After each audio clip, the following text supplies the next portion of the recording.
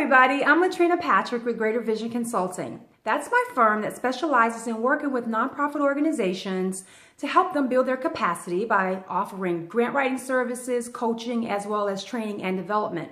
Now, if you want more information about what I do and my background, make sure you visit my website at www.greatervisionconsulting.com. Today's topic, I want to talk to you about fiscal agents. And I was inspired to cover this topic because of an email that I received about 2 weeks ago asking, how do you get a fiscal agent? So I want to back up for a second and say that from the beginning, the foundation of any course, especially my grant writing courses that I teach, is that in order to be eligible to receive grant funding for most agencies, you need to have a tax-exempt status. So you can be a nonprofit organization without a tax-exempt status. You may be able to get some grants with that, but for the most part, you won't be able to get very many.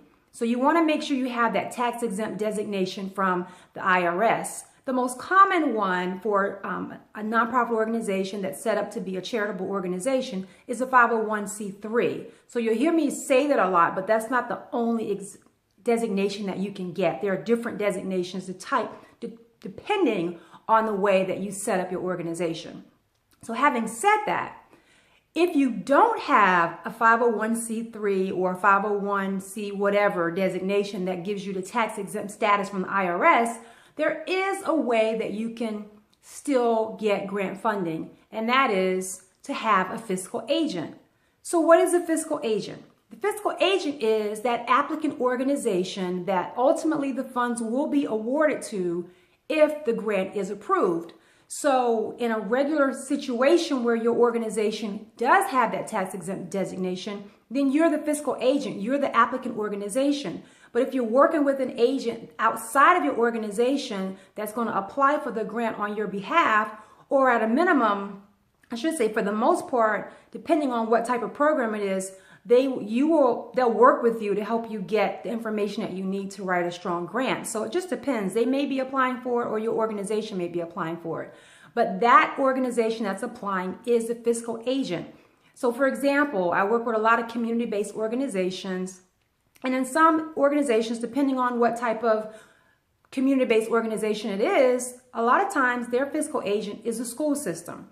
In some counties, the fiscal agent could be the county government. It just depends. Or it could just be a larger nonprofit, community-based nonprofit. It could be anybody that meets the eligibility requirements. So here's the thing.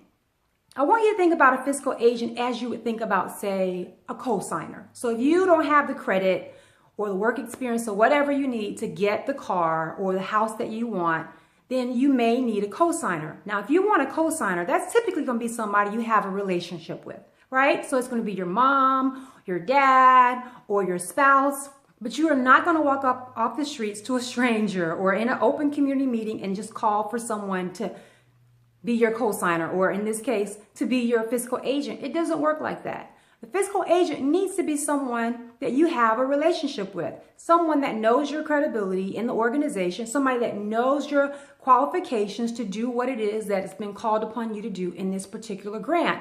So I want you to think about it from that standpoint when you're looking to partner with an organization to be, your fiscal agent. And sometimes, it may not be that you don't have a 501c3. Another example of where you may need a fiscal agent is that you may have everything, you may have your designation, but it may be a grant that, if it's a federal grant, a lot of times they're only awarding grants to certain types of agencies, like they won't consider a community-based organization, or they'll only consider like a local government authority or whatever. So in that case, you may have the ability to implement the program, but you're not that type of agency that the feds or whoever wants to deal with. So that would be another instance where you would work with the fiscal agent, where your organization would implement whatever programming, and that agent would have all the responsibility. Having said that, they will be the organization that the grantors award the funds to.